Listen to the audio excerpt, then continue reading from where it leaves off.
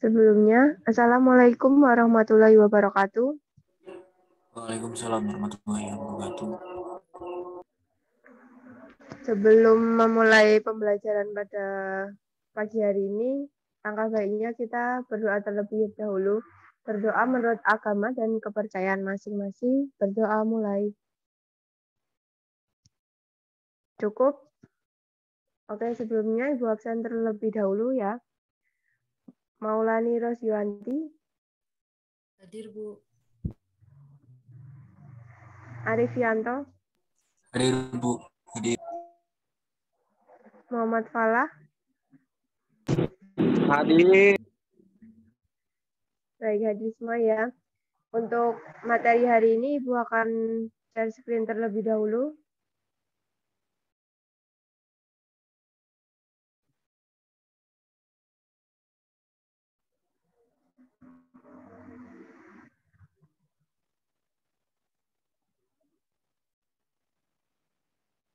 Hari ini kita akan membahas mengenai pola pengembangan kesehatan mental.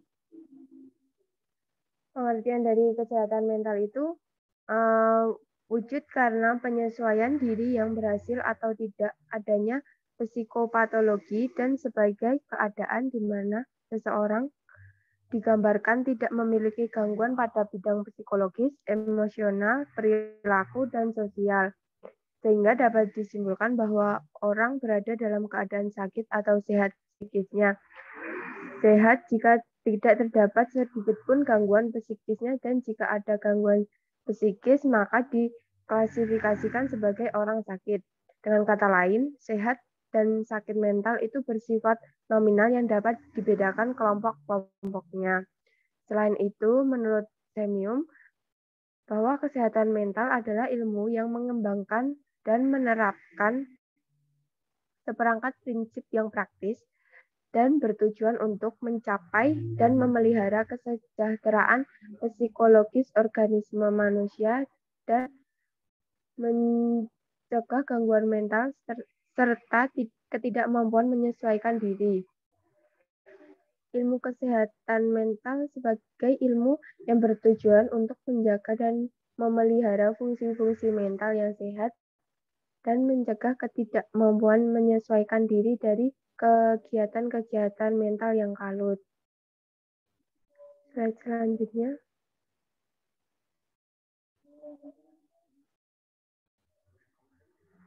Nah, berikutnya ada karakteristik kesehatan mental. Yang pertama ada aspek fisik. Aspek fisik terdiri dari pertama ada perkembangan normal, artinya remaja secara fisik mengalami pertumbuhan tubuh yang normal dan bergaul menurut usianya. Yang kedua ada berfungsi untuk melakukan tugas-tugasnya.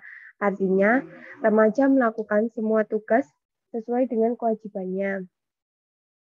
Yang ketiga ada sehat secara fisik. Artinya memiliki kondisi tubuh yang prima dalam menjalankan aktivitasnya. Aspek yang kedua ada aspek psikis. Yang terdiri dari yang pertama ada respek terhadap diri sendiri dan orang lain. Artinya, remaja mampu menilai hasil kerja orang lain dan dirinya dengan rasa menghargai. Yang kedua ada memiliki insight dan rasa humor.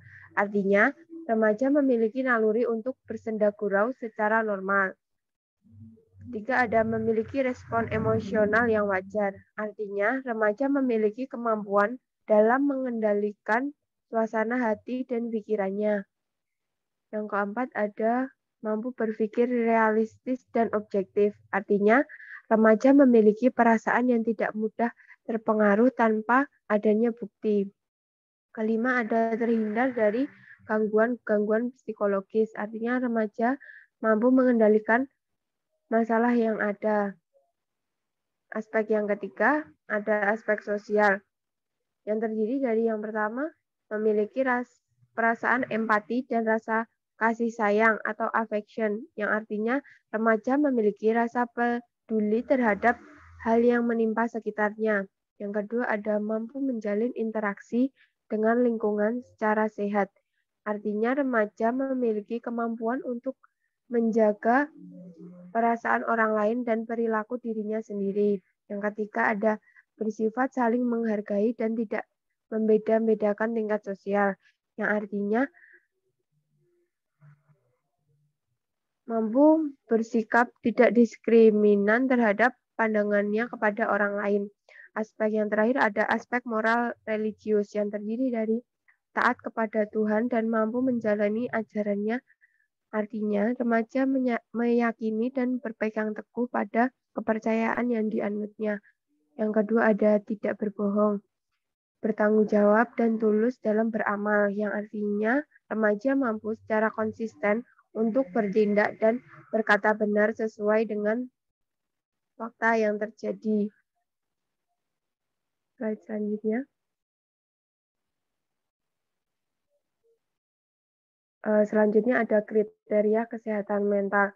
Menurut Semium, mengemukakan beberapa kriteria dalam kesehatan mental yang dapat diuraikan sebagai berikut. Yang pertama ada efisiensi mental.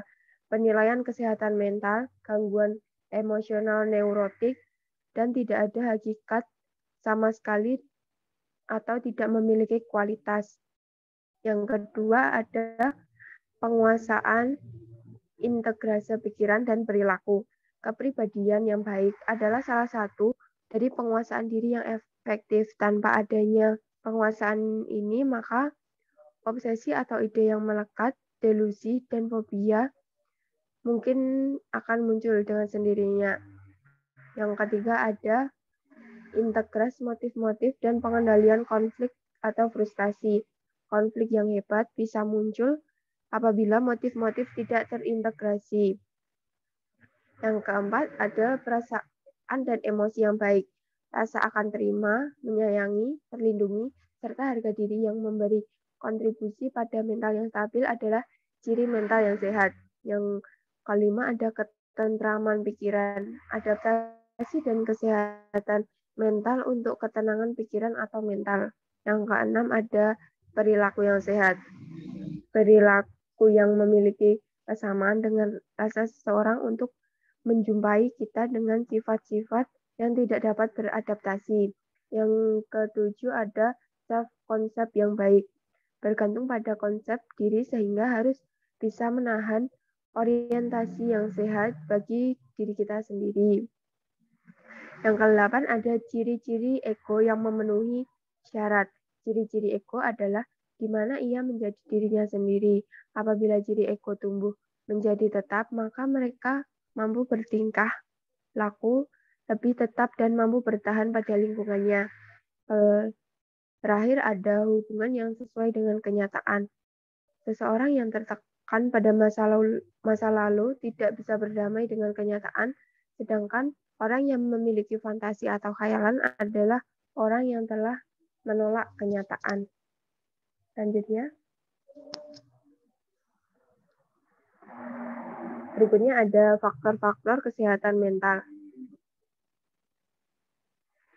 Faktor-faktor yang mempengaruhi kesehatan mental menurut Sarwono adalah sebagai berikut. Yang pertama ada mempunyai tujuan yang sehat pada sesuatu yang telah terjadi pada lingkungan maupun diri sendiri.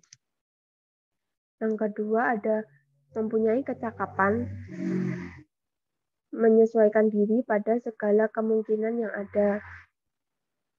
Dan kemampuan mengatasi persoalan yang dapat dibatasi. Dan yang terakhir ada tercapainya tujuan sifat seseorang yang baik dan juga tidak merugikan lingkungan sekitarnya.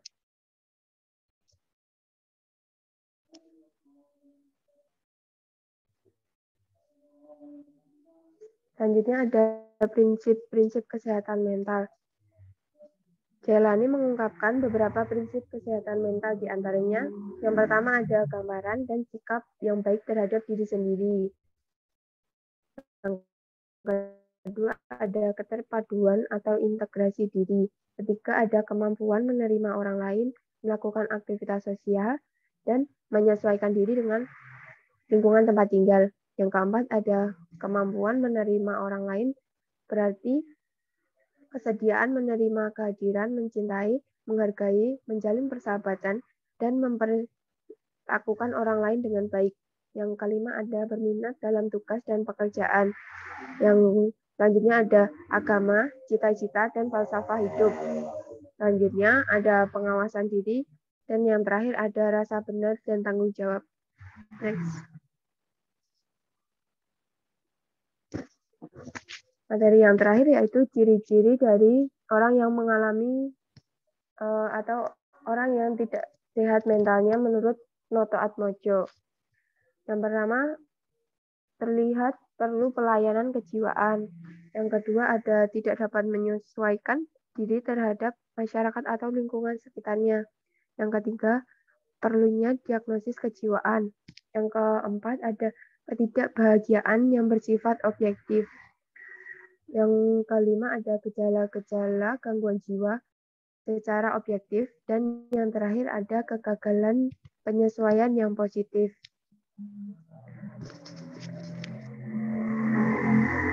Dari materi yang sudah Ibu berikan, mungkin ada yang ingin ditanyakan atau ada yang belum jelas? Belum, Bu. Oke.